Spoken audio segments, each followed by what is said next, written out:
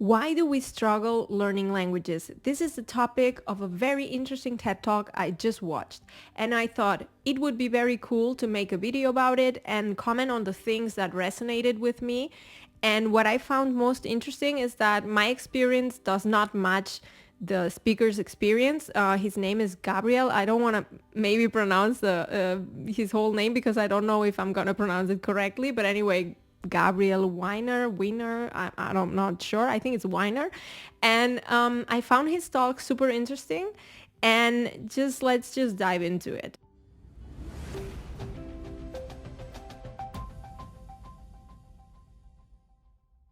Thanks a lot to my Patreons who always support me.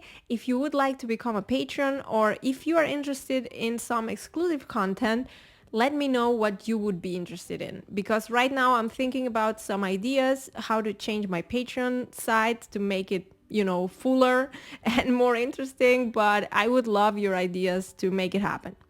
So today we want to talk about this TED Talk I just watched. I'm gonna leave the link down below. I really recommend watching it. I enjoyed it a lot.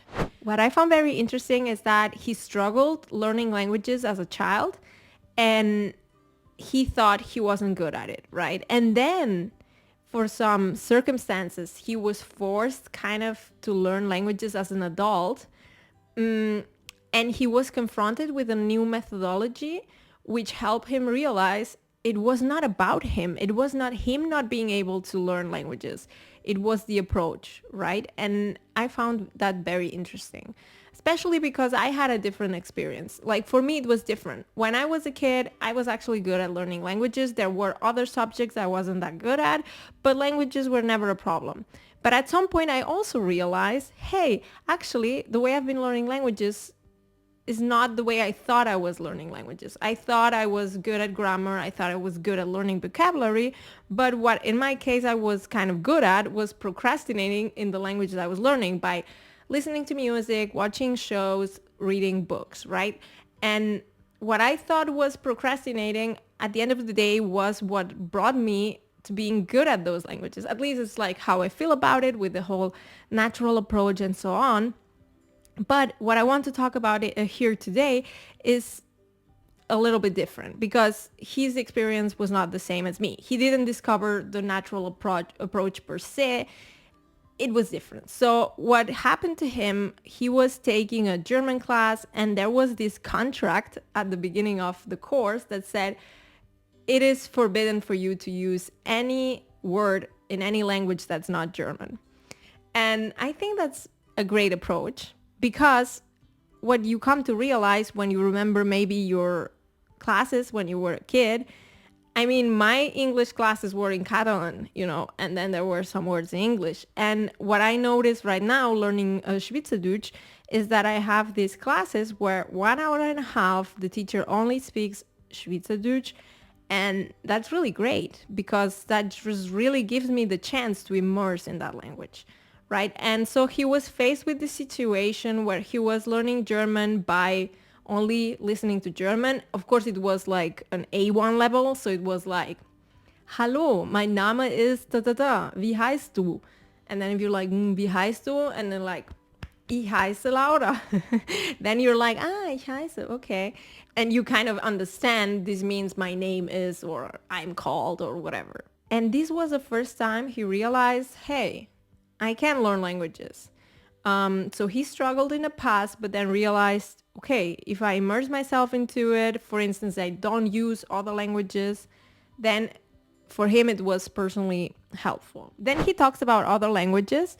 And at some point there's this anecdote where he talks about how he took a placement test for French. And he didn't want to start from the beginning because he already spoke, I think, Italian. So he didn't want to start with A1. He wanted to start a little bit, later. I think he calls it 1.5 level and not first level. And he kind of cheated on his placement test. And so he made it to intermediate. And he was like, oh, what am I going to do? I don't speak any French. And they're going to start speaking French to me and so on. And so he had 3 months to prepare for that. And he was doing this space repetition. which I'm not a big fan of. So it was a very interesting thing to see that it kind of works for him. And what he did, he was having these words repeating, and he would not associate them with words in other languages like English, but with images. And so he used this space repetition system, like I said, which I'm not a big fan of, but apparently it just worked for him. And I wanted to also ask you guys, have you used that? Is it something that works for you? Because I'm not a big fan of it. And I mean, maybe he did other things. I guess he did other things to prepare, but he was really mentioning this repeatedly with, these words and associating them with images and things like that. So I guess that was like the main thing he was doing. I would approach it differently, like lots of podcasts with comprehensible input and maybe reading very easy to understand books and things like that. But he apparently just kind of focused on that aspect. And he actually, after 3 months, he was having this interview and he talked in French for the first time and was actually placed into the advanced group. Well, I mean, if you want to watch the whole talk, you can just go watch the talk and then come here. I don't want to spoil the talk. The talk is very interesting. And for me, this is fascinating because I had also like a housemate once. He was from Chile. And the first conversation we had, I didn't know he was from Chile, and he didn't know I speak Spanish. So he started speaking German to me. We were speaking for 10 minutes and I thought, well, this guy speaks some German, right? It wasn't perfect. And then he was like, well, it was the first time I was speaking German in my whole life. And I was like, what? Like for me, this is kind of crazy because whenever I speak a language for the first time, I've had a lot of self-talk before. I've had courses. I've tried to speak before. So it's not my style, let's say, not saying it's wrong, but it just surprises me that someone would go to a conversation in French and would have never spoken French with anyone.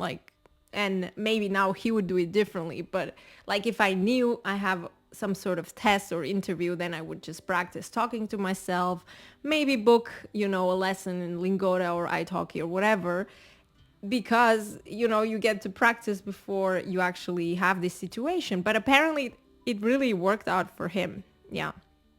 Anyway, so this was interesting because I'm not one of using this space repetition system.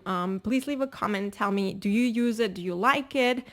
What's your experience? After French, he learned many other languages, including Russian, Hungarian, also Japanese, something I really admire because one day I would like to learn it, but I always feel like it's a lot of time to invest. And so I don't know. And one thing that was super interesting, he compared two different situations. One of them was being in a class and the teacher says, learn all these 40 words. One of them was the word for camera in Hungarian.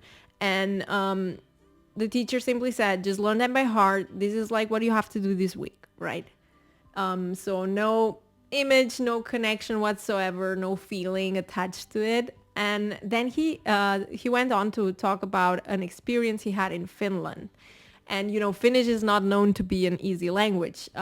So it wasn't like, let's say, a word that was similar to any word he knew before. But he was in a bar and there was this situation where he was kind of forced to have this drink, which they call moktor.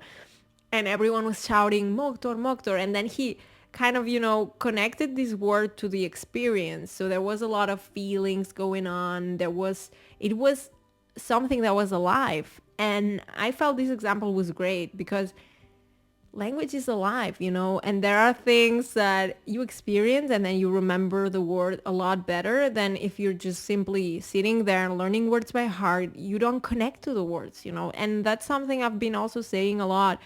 Language learning has to do a lot with emotions. And I think sometimes we have some sort of blockage there, or maybe we're very open for certain languages. Let's say, I don't know, Italian was, I don't know, the language of your grandma. Then maybe you already have this emotional connection to the language even before starting it. So if like Italian is language you're learning at school because you're forced to, and it's doing and it's been done in like a very boring way, you'll have a very different attitude, and so you will approach it very differently. I hope you like this new format. Let me know what you think. Sometimes I think that I've talked a lot about my own experience, so I think sharing someone else's experience might be interesting and enriching. And also, it's also nice to just take a look at other perspectives. You know, this space repetition system, I don't know, I'm not a fan of, but it works for some people. So I think it's also good to be open-minded and not be like, no, there's only one way to learn languages and I found it, and I don't know, all the rest don't know how to do it or whatever. No, there are many ways, and I think at the end of the day, I really could resonate a lot with this emotion-related approach. Live the language and experience it, and in a way that you can kind of feel it, and it's not only some book, you know, or it's not only some list of vocabulary. So if you can kind of attach it to images, attach it to maybe experiences, then I think it's, first of all, it's more meaningful, but second of all, you will learn in a more effective way. Well, let me know your thoughts down below. Thanks again to my Patreons. Leave a like, leave a comment, subscribe, and so on. You can also share it with your friends, and hope to see you soon. Bye bye.